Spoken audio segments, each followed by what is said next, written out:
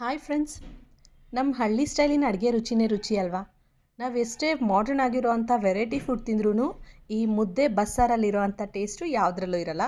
So ಇವತ್ತು ನಾನು ಕೂಡ ಮುದ್ದೆ ಬಸ್ಸಾರು ಮಾಡ್ತಾಯಿದ್ದೀನಿ. ಆದರೆ ಈ ಬಸ್ಸಾರಿಗೆ ನಾನು ತರಕಾರಿ ಯೂಸ್ ಮಾಡ್ತಾಯಿದ್ದೀನಿ, ಸೊಪ್ಪು ಕಾಳು ಏನು ಯೂಸ್ ಮಾಡ್ತಾಯಿಲ್ಲ. ಫುಲ್ ಮಿಕ್ಸ್ ವೆಜಿಟೇಬಲ್ಸ್ ಹಾಕಿ ತರಕಾರಿ ಬಸ್ಸಾರು ಮಾಡ್ತಾಯಿದ್ದೀನಿ.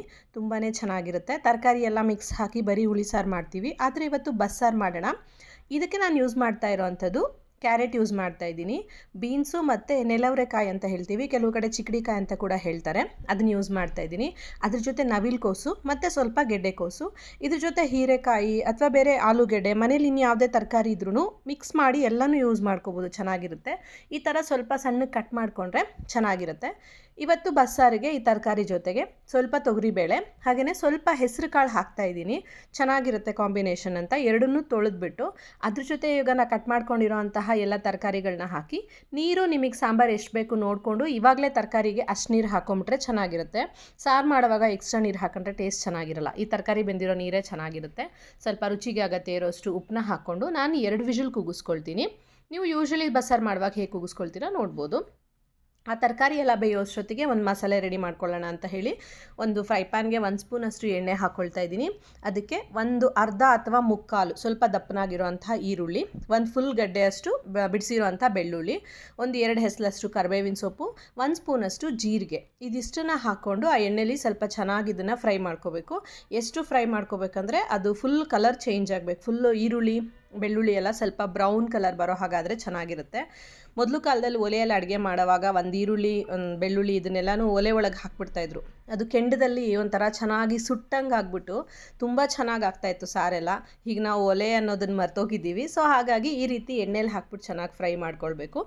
ಇದನ್ನು ಇವಾಗ ಮಿಕ್ಸರ್ ಜಾರಿಗೆ ಹಾಕ್ಕೊಳ್ತಾ ಇದ್ದೀನಿ. ಎಷ್ಟೊತ್ತು ಫ್ರೈ ಮಾಡಿದ್ನಲ್ಲ ನೋಡಿ, ಈ ಥರ ಬ್ರೌನ್ ಕಲರಾಗಿ ಫ್ರೈ ಆಗಿರುತ್ತೆ ಅದು.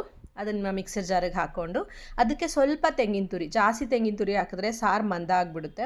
ಸ್ವಲ್ಪ ತೆಂಗಿನ ತುರಿ, ಸ್ವಲ್ಪ ತೊಳೆದಿರೋ ಅಂತಹ ಕೊತ್ತಂಬರಿ ಸೊಪ್ಪು, ಹಾಗೆಯೇ ಒಂದು ಚಿಕ್ಕ ಸ್ಪೂನಲ್ಲಿ ಒಂದು ಅರ್ಧ ಸ್ಪೂನಷ್ಟು ಹುರಿದಿರೋ ಅಂಥ ಗಸಗಸೆ, ಹುರಿದಿಲ್ಲ ಅಂದರೆ ಈರುಳ್ಳಿ ಜೊತೆ ಹಾಕ್ಕೊಂಡು ಹುರ್ಕೊಂಡು ಸೇರಿಸ್ಕೋಬೋದು.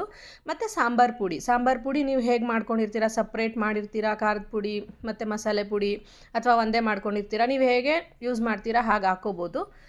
ಖಾರಕ್ಕೆ ಅಗತ್ಯ ಇರೋಷ್ಟು ಸಾಂಬಾರು ಪುಡಿನ ಹಾಕ್ಕೊಂಡು ಒಂದು ಸ್ವಲ್ಪ ಹಸಿ ಈರುಳ್ಳಿ ಹಾಕ್ಕೊಳ್ತಾ ಇದ್ದೀನಿ. ಹಸಿ ಈರುಳ್ಳಿ ಹಾಕಿದ್ರೆ ಚೆನ್ನಾಗಿರುತ್ತೆ. ಸ್ವಲ್ಪ ನೆನೆಸಿರೋ ಅಂತಹ ಹುಣಸೆಹಣ್ಣು, ಇದಿಷ್ಟನ್ನು ಹಾಕ್ಕೊಂಡು ಮಸಾಲೆ ರೆಡಿ ಮಾಡ್ಕೊಳ್ಳೋಣ. ಈಗ ಮಸಾಲೆನೂ ರೆಡಿಯಾಗಿದೆ, ತರಕಾರಿನೂ ಬೆಂದಿದೆ. ಈಗ ಒಗ್ಗರಣೆ ಹಾಕ್ಕೊಳ್ಳೋಣ. ಪಲ್ಯ ಮತ್ತು ಸಾಂಬಾರಿಗೆ ಎರಡಕ್ಕೂ ಸೇರಿ ಒಂದೇ ಸಲ ಒಗ್ಗರಣೆ ಹಾಕ್ಕೊಳ್ತಾ ಇದ್ದೀನಿ.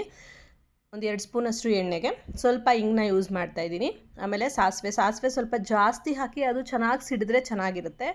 ಒಣಮೆಣಸಿನ್ಕಾಯಿ, ಕರಿಬೇವಿನ ಸೊಪ್ಪು ಮತ್ತು ಈರುಳ್ಳಿ, ಇದು 3 ಕೂಡ ಒಗ್ಗರಣೆಗೆ ಯೂಸ್ ಮಾಡ್ತಾಯಿದ್ದೀನಿ. ಹೇಳಿದ್ನಲ್ಲ, ಪಲ್ಯ ಮತ್ತು ಸಾಂಬಾರು ಎರಡಕ್ಕೂ ಸೇರಿಸಿ ಒಂದೇ ಸಲ ಒಗ್ಗರಣೆ ಹಾಕ್ಕೊಳ್ತಾ ಇರೋವಂಥದ್ದು. ಈರುಳ್ಳಿ ಸ್ವಲ್ಪ ಚೆನ್ನಾಗಿ ಫ್ರೈ ಆಗಬೇಕು, ಆವಾಗ ಟೇಸ್ಟ್ ಚೆನ್ನಾಗಿರುತ್ತೆ. ನೋಡಿ, ಇವಾಗ ಈರುಳ್ಳಿ ಎಲ್ಲ ಸ್ವಲ್ಪ ಚೆನ್ನಾಗಿ ಫ್ರೈ ಆಗಿದೆ. ಈಗ ತೆಂಗಿನ ತುರಿ ಹಾಕ್ಕೊಳ್ತಾ ಇದ್ದೀನಿ. ತೆಂಗಿನ ತುರಿ ಪಲ್ಯಕ್ಕೆ ತುಂಬ ಚೆನ್ನಾಗಿರುತ್ತೆ. ಸೊ ಪಲ್ಯಕ್ಕೆ ಹಾಕುವಾಗ ಸಾಂಬಾರಿಗೂ ಒಂಚೂರು ಬಿದ್ದರೆ ಏನೂ ತೊಂದರೆ ಇಲ್ಲ, ಚೆನ್ನಾಗಿರುತ್ತೆ. ತೆಂಗಿನ ತುರಿ ಹಾಕದೇ ಇದ್ದರೆ ಆ ಬಸ್ಸಾರು ಪಲ್ಯ ನಮ್ಮ ಮನೇಲಿ ಇದು ಒಳಗೆ ಹೋಗಲ್ಲ, ಅಷ್ಟು ಅದಕ್ಕೆ ಅಡಿಕ್ಟ್ ಆಗಿದ್ದೀವಿ. ತೆಂಗಿನ ತುರಿ ಹಾಕಿದ್ರೆ ಅಷ್ಟು ಚೆನ್ನಾಗಿರುತ್ತೆ. ಅದನ್ನು ಸ್ವಲ್ಪ ಎಣ್ಣೆಲಿ ಸ್ವಲ್ಪ ಚೆನ್ನಾಗಿ ಫ್ರೈ ಮಾಡಬೇಕು. ಈಗ ಇದನ್ನು ಪಲ್ಯಕ್ಕೆ ಎಷ್ಟು ಬೇಕೋ ಅಷ್ಟು ಸಪ್ರೇಟಾಗಿ ಒಗ್ಗರಣೆ ಎತ್ಕೊಂಡಿದ್ದೀನಿ. ಉಳಿದಿರೋದಕ್ಕೆ ನಾವು ರುಬ್ಬಿಟ್ಕೊಂಡಿರೋ ಅಂತಹ ಮಸಾಲೆನ ಹಾಕ್ಕೊಳ್ತಾ ಇದ್ದೀನಿ. ನೀರು ಆಗಲೇ ಹೇಳಿದ್ನಲ್ಲ, ತರಕಾರಿ ಎಲ್ಲ ಬೇಯಿಸಿರೋ ಅಂಥ ನೀರು, ಅದಷ್ಟನ್ನು ಮಾತ್ರ ಉಪಯೋಗಿಸಿದ್ರೆ ಸಾರು ಒಂಥರ ಟೇಸ್ಟ್ ಚೆನ್ನಾಗಿರುತ್ತೆ. ಎಕ್ಸ್ಟ್ರಾ ಬರೀ ನೀರು ಹಾಕಿದ್ರೆ ಒಂಥರ ಸಪ್ಪೆ ಆದಂಗೆ ಆಗಿಬಿಡುತ್ತೆ. ರುಚಿಗೆ ಅಗತ್ಯ ಇರೋಷ್ಟು ಉಪ್ಪನ್ನ ಹಾಕಿ ಚೆನ್ನಾಗಿ ಕುದಿಸ್ಕೊಂಡ್ರೆ ನೋಡಿ, ಸೂಪರ್ ಆಗಿರೋ ಅಂತಹ ಬಸ್ಸಾರು ರೆಡಿಯಾಗಿದೆ. ಯೂಶ್ವಲಿ ಸೊಪ್ಪಲ್ಲಿ ಕಾಳಲ್ಲೆಲ್ಲ ಮಾಡಿರ್ತೀರ, ತರಕಾರಿಗಳನ್ನೆಲ್ಲ ಯೂಸ್ ಮಾಡಿ ಈ ರೀತಿ ತರಕಾರಿ ಬಸ್ಸಾರು ಒಂದ್ಸಲಿ ಮಾಡ್ಕೊಳ್ಳಿ, ತುಂಬ ಚೆನ್ನಾಗಿರುತ್ತೆ. ಮನೇಲಿರೋರೆಲ್ಲರಿಗೂ ಇಷ್ಟ ಆಗುತ್ತೆ. ಮತ್ತು ಯಾರೆಲ್ಲ ತರಕಾರಿ ಸಾಂಬಾರು ಇಷ್ಟಪಡಲ್ಲ, ಯೂಶ್ವಲಿ ಕೆಲವರೆಲ್ಲ ಹುಳಿ ಸಾಂಬಾರು ಅಂದರೆ ಅಯ್ಯೋ ತರಕಾರಿ ಹುಳಿನ ಅಂತಾರೆ, ಅಂಥವ್ರಿಗೆ ತರಕಾರಿನೇ ಹಾಕಿ ಈ ಥರ ಬಸ್ಸಾರು ಮಾಡ್ಕೊಳ್ಬೋದು. ಬಸ್ಸಾರಲ್ಲಿ ಸಾರು ಜೊತೆಗೆ ಆ ಕಾಳು ತುಂಬಾ ಚೆನ್ನಾಗಿರುತ್ತಲ್ವ, ಅದನ್ನು ತಿಂತಾರೆ. ಸೊ ನಿಮಗೆ ಈ ಒಂದು ತರಕಾರಿ ಬಸ್ಸಾರಿನ ವಿಡಿಯೋ ಇಷ್ಟ ಆದರೆ ಲೈಕ್ ಮಾಡಿ, ಹಾಗೆಯೇ ಶೇರ್ ಮಾಡಿ, ಮತ್ತು ನನ್ನ ಚಾನಲ್ನ ಸಬ್ಸ್ಕ್ರೈಬ್ ಮಾಡ್ಕೊಳ್ಳೋದು ಮರಿಬೇಡಿ. ಇನ್ನಷ್ಟು ಹೆಚ್ಚಿನ ವಿಡಿಯೋ ರೆಸಿಪೀಸ್ಗೋಸ್ಕರ ಕಾಯ್ತಾ ಇರಿ.